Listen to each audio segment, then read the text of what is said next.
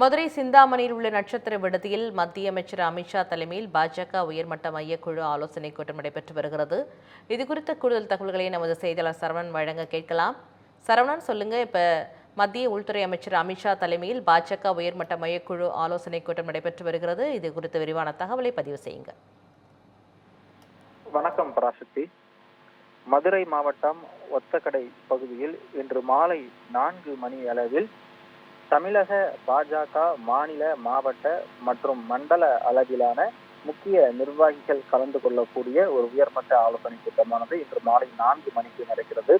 அதற்கு முன்பாக மதுரை சிந்தாமணியில் இருக்கக்கூடிய ஒரு நட்சத்திர தனியார் விடுதியில் தங்கியிருக்கக்கூடிய மத்திய உள்துறை அமைச்சர் அமித்ஷா தலைமையில் தற்பொழுது ஒரு உயர்மட்ட ஆலோசனை கூட்டமானது சற்று முன்பாக தொடங்கியிருக்கிறது.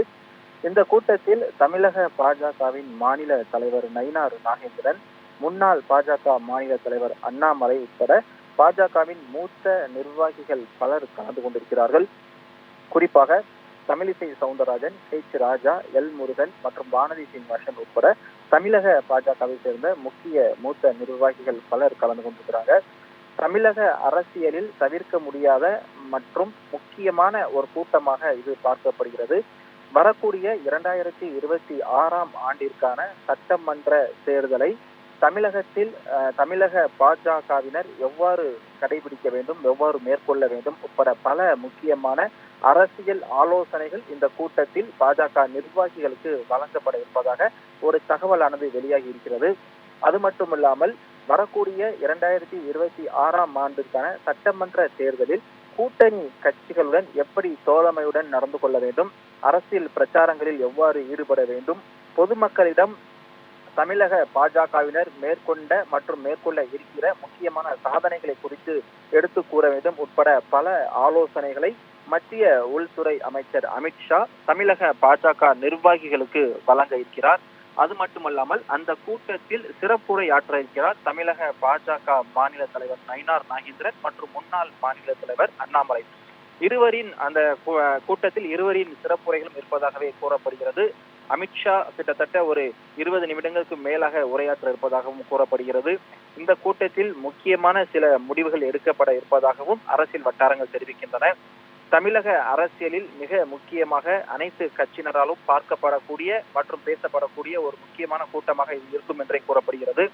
வரக்கூடிய 2026ஆம் ஆண்டில் தமிழகத்தில் குறிப்பாக பாஜகவினர் மேற்கொள்ள இருக்கக்கூடிய பிரச்சார யுக்திகளையும் அந்த ஆலோசனைகளையும் மத்திய உள்துறை அமைச்சர் அமித்ஷா அனைத்து நிர்வாகிகளுக்கும் வழங்க இருக்கிறார்.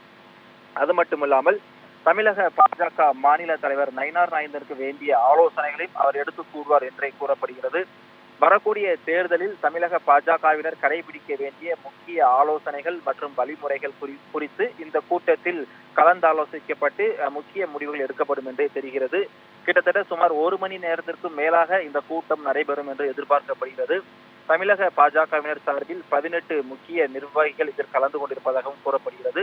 இந்த கூட்டம் முடிந்த பிறகாக இந்த கூட்டத்தில் எடுக்கப்பட்ட முக்கிய முடிவுகள் குறித்து அனைத்து விவரங்களும் வெளியாகும் என்று மதுரை மாவட்ட பாஜக தரப்பில் கூறப்படுகிறது. பராசக்தி, தகவலுக்கு நன்றி சரவணன்.